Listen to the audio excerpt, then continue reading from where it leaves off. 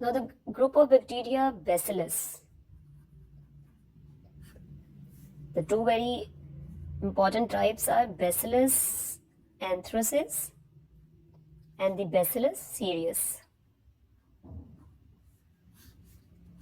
ठीक है जी, ये Bacillus हैं क्या?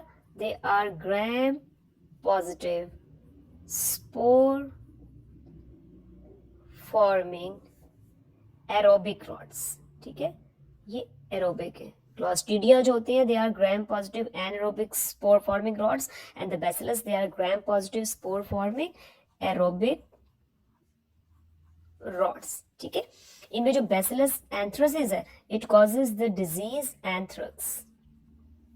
ये एंथ्रक्स बड़ी इंपॉर्टेंट डिजीज होती है और ये स्पेशली बायो टेररिज्म में बहुत इसका होता है. ठीक है, बायो टेररिज्म क्या होती है? जो भी टेररिज्म बायोलॉजिकल एजेंट्स के थ्रू की जाती है. ठीक है, ये कितना आप न्यूज़पेपर्स में सुनते हैं कि जी वो व्हाइट हाउस में आज जी एक एनवेलप खुला और उसमें बैसिलस एंथ्रासिस के स्पोर से लो जी हम पे जो है वो बायो टेरर अटैक हो गया जी, बड़ा जुल्म हो गया हम पे. तो जो स्पोर्स होते हैं ना बैसिलस एंथ्रासिस के, वो ड्राइड फॉर्म में वो एनवेलप्स में वो डाल के अगर किसी को आप भेज दें और वो उसको इनहेल कर ले, ठीक है, तो उससे इनहेलेशनल एंथ्रैक्स हो जाती है. एंथ्रैक्स जो है ये पल्मोनरी एंथ्रैक्स भी होती है. ठीक है, pulmonary anthrax is also called wool sorters disease. What it is also called? It's called wool sorters disease. इसको जूनोटिक डिजीज भी कहते हैं. ठीक है, जैसे नाम ही बता रहा है जूनोटिक डिजीजेस वो होती है जो कि एनिमल्स के साथ जिनका होता है. तो जूनोटिक्स शीप की वूल में भी इन किसके स्पोर्स होते हैं. तो ऑब्वियसली जब वूल सॉटर्स डिजीज होगी तो वो जो वूल को सॉटे करेंगे दे कैन इनहेल. ठीक है, so pulmonary anthrax it also called wool sorters disease. इसमें हेमोरेजिक मेडिएस्टिनाइटिस हो जाता है. ठीक है, ये वो सारे क्लिनिकल पॉइंट्स हैं जो कि बेसिकली सिनेरियो में होते हैं. ठीक है, वूल सॉटर्स डिजीज, इनहेलेशनल एंथ्रैक्स जो है इससे पल्मोनरी एंथ्रैक्स. अच्छा, अब जीआईटी के भी एंथ्रैक्स हो जाएगी. जीआईटी की में एंथ्रैक्स जब होगी तो इसमें क्या होगा जी, ब्लडी डायरिया हो जाएगा. और ये खुद ही आप सोचेंगे किस तरह होगा कि वो जो इन्फेक्टेड शीप है ना, वो जो इन्फेक्टेड शीप थी जिसकी वूल को सॉटे करते हुए इनहेल करने से वूल सॉटर्स डिजीज और हेमोरेजिक मेडिएस्टिनाइटिस हो सकता है, उसी शीप का अगर गोश्त खा लिया तो उससे जो है वो हमें वो जीआईटी में ब्लडी डायरिया हो सकता है. ठीक है, फिर आपको एक कुटेनियस एंथ्रैक्स होता है. ठीक है, स्किन के ऊपर कुटेनियस एंथ्रैक्स अब कैसे हो जाएगा? कुटेनियस एंथ्रैक्स भी सिंपल सी बात है कि वो जो ये इन्फेक्टेड शीप है उसको अगर आप हैंडल कर रहे हैं, कोई आपके कट लगा हुआ है तो वहां पे आपको जो है वो कुटेनियस एंथ्रैक्स हो जाएगी. तो कुटेनियस एंथ्रैक्स आपके जी हो जाएगी स्किन के ऊपर and that specific lesion it has a characteristic black scab on it which is called eschar. Scar नहीं, एस्कार. और इसको लीजन को कहते हैं जी मैलिग्नेंट पस्ट्यूल. ठीक है, it is called malignant pustule. ठीक है, अच्छा, now the bacillus anthracis they have very characteristic shape. ये रॉड तो है लेकिन ये इस तरह की होती है, इसके पॉइंटेड एजेस होते हैं, ब्रिक शेप्ड होती है. अगर एक को जरा बड़ा करके देखे ना तो ये इस तरह की होती है. और ये आपकी बुक में इन्होंने बड़ा अच्छी ये बनाई हुई है कि इसे कहते हैं box car arrangement. What is called? It is called box car arrangement. ठीक है, कि इस तरह वो बॉक्स के कार्स जो इस तरह यूनाइट होते हैं. The Gram staining has a characteristic morphology of the bacillus anthracis which is the box car arrangement. और ये इस तरह के ये स्क्वायर एजेस के बॉक्सेस होते हैं. इसका ये कैप्सुलेटेड है. और यहाँ पे एक बड़ी इंपॉर्टेंट बात होती है कि the capsule they are usually polysaccharides but the capsule of bacillus anthracis ये डी ग्लूटामेट का बना हुआ होता है. Means it's polypeptide, it's of D glutamate. ठीक है, if you want to culture it, वैसे तो बड़ा हैजर्डस है कि इसको आप कल्चर करें तो और बढ़ाएं और खतरनाक, लेकिन वो सिंपल ब्लड एगर पे हो जाता है. ठीक है, अगर आप इसको कल्चर करना चाहें तो ब्लड एगर पे हो जाएगा and then certain serological test हो जाएंगे. ठीक है, एलाइजा वगैरह आप कर लेंगे, सीरोलॉजिकल टेस्ट हो जाएंगे. So this is about the anthrax. अब एंथ्रैक्स में भी कुछ बहुत इंपॉर्टेंट एक्सोटॉक्सिन्स होते हैं, इनके नाम कर ले काफी हैं. These exotoxins they are called the there are three parts of the anthrax toxin which is called the lethal factor. ठीक है, lethal factor ये नेक्रोसिस कर देगा सेल्स की. फिर इसमें एक होता है एडिमा फैक्टर. एडिमा फैक्टर जो है ये एडिनाइलेट साइक्लेज है. ठीक है, एडिमा फैक्टर वो increase cyclic MP and out pouring of the fluid, तो एडिमा कर देगा. या भी ये जो स्किन की लेयर्स में होता है बड़ा करेक्टरिस्टिक एडिमा होता है इसकी साइड पे, which is because of the oedema factor. And then the third part of the its exotoxin 1 2 3 lethal factor, oedema factor and protective antigen. Protective antigen, protective antigen उससे कहते हैं कि उसके अगेंस्ट प्रोटेक्टिव एंटीबॉडीज बनते हैं. अच्छा, about all the exotoxins एक बात हमेशा याद रखते हैं, जितने भी एक्सोटॉक्सिन्स होते हैं they all have two parts, A and B. B for binding to the specific receptors on the human cells, and then B part binding and A part then enter into the cell and it causes the specific action. ठीक है जी, ये हो गया हमारा Bacillus anthracis. अब दूसरा हमारा क्या है जी, Bacillus cereus. Bacillus cereus it causes food poisoning. क्या करता है ये, food poisoning. और ये होता है by the reheated fried rice. Fried rice जो है ना, सबको पता है कि वो इतना अच्छा नहीं पके हुए होते, कच्चे कच्चे से होते ना. तो रीहीटेड फ्राइड राइस, उनको अगर आपने फ्रिज में रख दिया, फिर निकालिए, फिर थोड़ा सा हीट किया उसको, जो है थोड़ा सा वो 37 डिग्री सेंटीग्रेड पे फिर स्पोर्स जर्मिनेट हो गए. ठीक है, तो by the reheated fried rice the food poisoning caused by bacillus serious. और ये जो हमने पहले किया था Clostridium perfringens which causes gas gangrene and also food poisoning. तो जो गैस, वो जो Clostridium perfringens की food poisoning है, it is by the reheated meat dishes. ठीक है, reheated meat dishes से और reheated fried rice से Bacillus cereus की two types of exotoxins होते हैं. इसके एक exotoxin का जो मैकेनिज्म है ना, वो बिल्कुल विब्रियो कॉलरा वाला होता है. और ये कौन सा होता है, ADP राइबोसाइलेशन of GS proteins. ठीक है, and increase cyclic AMP and outpouring of the fluid. ठीक है, watery diarrhea होगा. and it, और जो इसका एक दूसरा एक्सोटॉक्सिन होता है, उसका मैकेनिज्म जो है, ये बहुत इंपॉर्टेंट बेटा, एमसीक्यूज होते हैं, ये पता होना चाहिए. वो स्ट्रेफ ऑरियस के एंटेरोटॉक्सिन वाला होता है. और स्टेफ ऑरियस के एंटेरोटॉक्सिन का क्या मैकेनिज्म होता था, वो सुपर एंटीजन होता था, सुपरमैन जैसा. ठीक है, super antigen can produce a large number of interleukins. ठीक है, and it bypasses usually the processing of the antigen directly. It causes the release of large number of interleukins. ठीक है, so Bacillus cereus it produces two exotoxins. The mechanism of one is just similar to Vibrio cholera, ADP ribosylation of the GS proteins and watery diarrhea, and the other one, the second exotoxin, the mechanism is similar to the enterotoxin of Staphylococcus aureus, that is they are super antigens. ठीक है, इसमें vomiting obviously ज्यादा होगी और diarrhoea भी हो सकता है. ठीक है, और ये Bacillus cereus food poisoning it by the, ये किससे होती है, it is by the reheated fried rice. ठीक है, अभी वीडियो बड़ी छोटी सी है, हम लगे हाथों छोटे छोटे एक दो और बैक्टीरिया भी कर लेते हैं.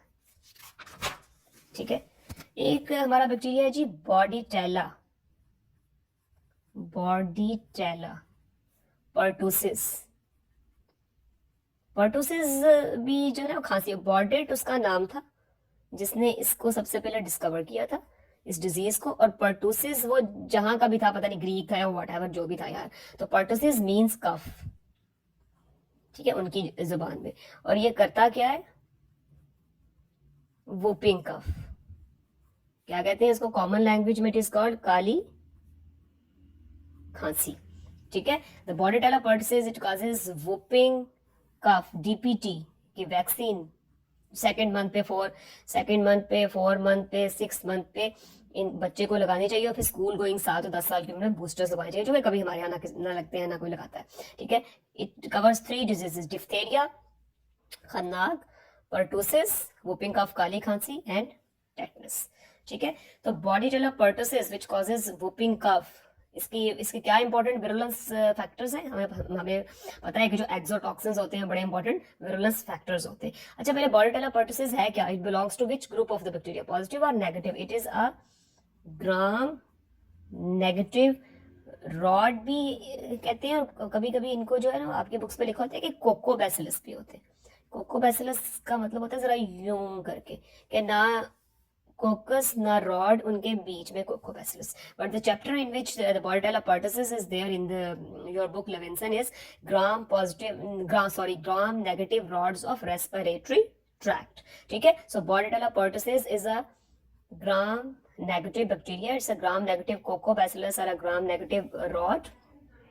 ठीक है, इसके विरुलेंस फैक्टर्स क्या हैं? There is a pertussis toxin, एक तो ये प्रोड्यूस कर देता है pertussis toxin which is an exotoxin, and it has a specific mechanism. It causes ADP ribosylation of GI proteins. ठीक है, it causes ATP ribosylation of GI proteins. फिर ये जो बॉर्डेटेला पर्टुसिस है ना, it attaches to somehow with cilia and make them immotile. ठीक है, फिर ये जो पर्टुसिस टॉक्सिन है ना, ये बड़ा करेक्टरिस्टिक लिम्फोसाइटोसिस प्रोड्यूस करते हैं. ये बड़ा एमसीक्यू का पॉइंट है कि जी क्या हो रहा है, लिम्फोसाइटोसिस. ब्लड पिक्चर करवाएंगे तो उसमें लिम्फो साइटोसिस आएगा. ठीक है, so Bordetella pertussis it causes whooping cough, respiratory route से ऑब्वियसली रेस्पिरेटरी ड्रॉपलेट से स्प्रेड करेगा. It produces a pertussis toxin which is an exotoxin which is a mechanism ADP ribosylation of GI protein. It causes characteristic lymphocytosis. Bordetella pertussis attaches to the cilia and make them immobile. ठीक है, और ये acute जो है ना, इससे वो inflammatory reactions हो जाएंगे वहां पे ट्रेकिया में. ठीक है, एक्यूट इन्फ्लेमेशन होती है. अच्छा, फिर इसमें एक ट्रेकियल साइटोटॉक्सिन भी होता है, ये भी इसका एक विरुलेंस फैक्टर होता है, tracheal cytotoxin. So all together these all virulence factors together, what they are causing, they causing acute tracheobronchitis वहां पे हो जाएगा. और अगर एक छोटा बच्चा है, so there will be severe inflammatory reactions, there will be production of the mucus. शुरू में तो वो कुछ फ्लू लाइक सिम्टम्स होंगे, फिर बहुत क्रॉनिक कफ होगी. ठीक है, the hallmark is a chronic cough. काली खांसी इसलिए तो कहते हैं. क्रॉनिक कफ होगी फ्रॉम वीक्स टू मंथ्स, यानी कि 1-2 दिन, ये वीक्स टू मंथ्स जो है ये क्रॉनिक कफ उसको होगी. और ये जो वूप है ना, whoop is the name of a characteristic inspiratory sound.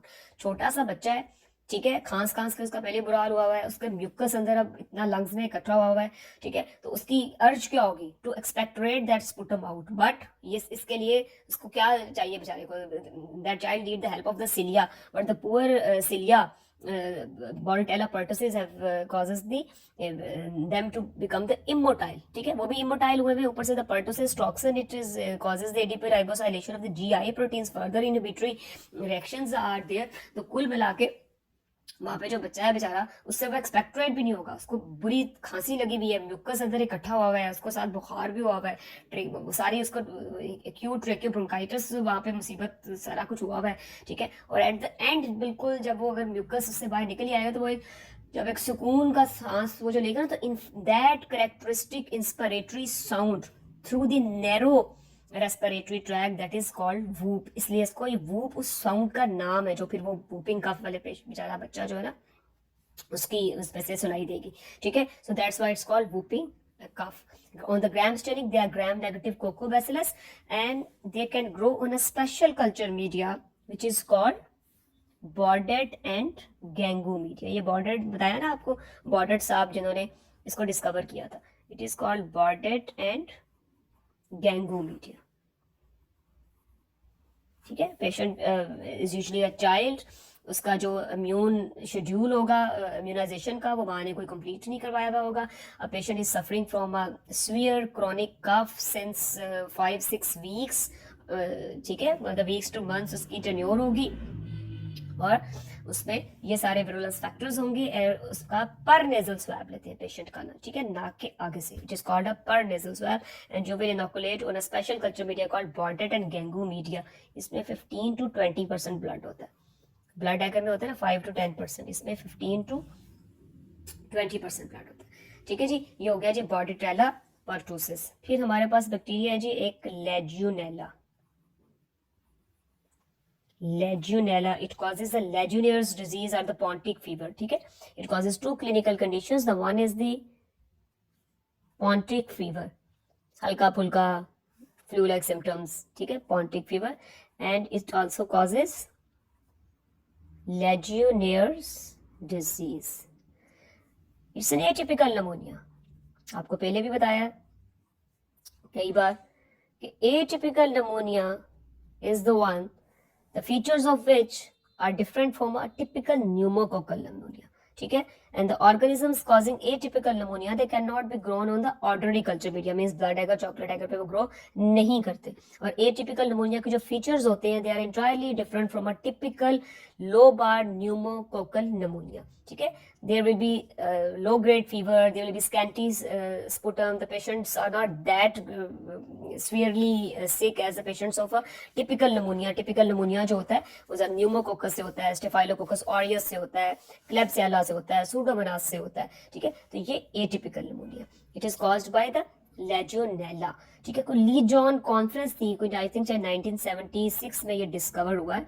ठीक है, वहां पे बहुत सारे जरा एजिड लोग थे उस कॉन्फ्रेंस में के लिए आए हुए थे, and all got sick with specific atypical pneumonia, and the researchers they found out this legionella in the water of air conditioning system. ठीक है, ये बहुत इंपॉर्टेंट होता है, ये water of air conditioning system में होता है जी लेजियोनेला। ठीक है, पर्सन टू पर्सन स्प्रेड नहीं करता, ये वो एयर कंडीशनिंग के वाटर सिस्टम से वो आपको करेगा, फिर जब एक को हो जाएगा तो उससे अगले को नहीं होगा। ये एक बड़ी इंपॉर्टेंट बात है। ठीक है, और थोड़ा सा अगर पेशेंट की इम्यूनिटी मतलब अच्छी नहीं है, ऑब्वियसली अगर एजेड पेशेंट है तो उनको ये ज्यादा इफेक्ट करेगा। Pontiac fever is a light form of Legionnaires disease. ठीक है, वो उसको पॉन्टिक फीवर कहते हैं। जो कुछ लोग होते हैं जो एसी में बैठते हैं और उनको फौरन छींके मीके आने शुरू हो जाती हैं, तो दैट इज पॉन्टिक फीवर। ठीक है, इसका डायग्नोसिस क्या है? It's also a gram negative coccobacillus, but it's not a normal gram staining procedure. You have to increase the time of counter stain which is saffronine or methyl red. ठीक है, कि and पे जो methyl red और सैफरनिन डालते हैं वो आपको ज्यादा टाइम के लिए डालना पड़ेगा, फिर ये ग्राम नेगेटिव होते हैं। ठीक है, they are poorly visualised on the gram stain, they are not clearly visualised as a gram negative ones. ठीक है, फिर स्पेशल कल्चर मीडिया इनका भी उसके वाटर एंड गेंगू की तरह, it is inoculated on a special culture media which is called charcoal yeast agar. ठीक है, मैं तो इसको ऐसे ही याद रखती हूँ हमेशा। ठीक है, charcoal yeast agar which should also contain iron and cysteine. ये इसका स्पेशल कल्चर मीडिया होता है। फिर पेशेंट के यूरिन में इसके जो लेजियोनेला के यूरिनरी एंटीजेंस जो हैं they can also be detected. ठीक है, ये एक बड़ी इंपॉर्टेंट बात होती है। सो दिस इज ये जो एटिपिकल निमोनिया होता है लेजियोनेला से, व्हिच इज द लेजियोनियस डिजीज, इसमें जरा हाई ग्रेड फीवर भी हो जाएगा। ठीक है, और स्पुटम जो है वो उस तरह तो म्यूकॉइड नहीं होता जैसा रस्टी स्पुटम होता है हमारा न्यूमोकोकस का, और जिस तरह आपका करंट जेली स्पुटम होता है क्लेप्सियला का, उस तरह के तो नहीं होते, लेकिन होगा थोड़ा स्पुटम होगा तो थोड़ा होगा। ठीक है, और ब्रोंको निमोनिया होता है, not the lobar pneumonia. ठीक है, so the Legionella is a gram negative coccobacillus. It is usually present in the water systems of the air conditioning system, and it causes the atypical pneumonia that is called the Legionnaire's disease. ठीक है, it can be grown on a special culture media which is called the charcoal yeast agar that should also contain iron and cysteine, and the urinary antigens of the Legionella can also be detected in the patients. ठीक है, इनको आप book से भी पढ़ लें जरूर एक एक दफा। ये इनके सेलिएंट पॉइंट्स हैं जो आपके एमसीक्यूज के लिए बहुत इंपॉर्टेंट होते हैं, और ऑब्वियसली एससीक्यूज में तो अगेन बहुत इंपॉर्टेंट है। लेजियोनेला पे कई दफा एससीक्यूज में सवाल आया हुआ है। ठीक है,